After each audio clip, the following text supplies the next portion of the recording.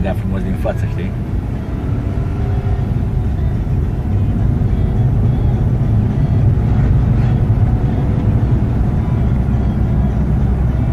Ia uite ce frumusețe.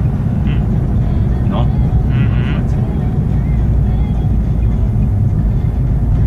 Super.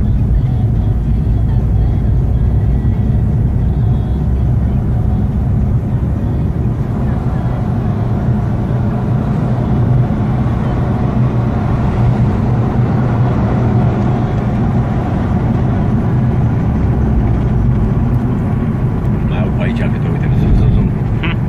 Tot scăpare. Uite caprele. Le vezi? Sus, nu? Da, uite, 1, 2, 3. Un zoom. Observi? Da. Capre de munte. Da. Da, nu cred că-s domestice, dar să mai, știi, sănătoase, îți dai seama ce lapte curat. Ce tare. Le-ai prins, a?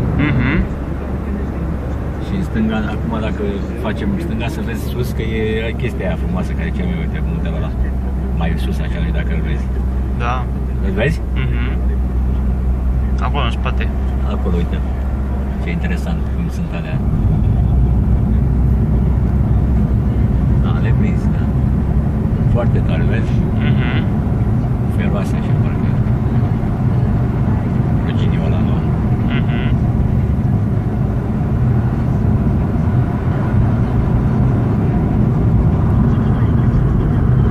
Aici sunt legere astea, nu? Față de alea, uite, m-am și drept aici în față. Da. Te duci mai tare.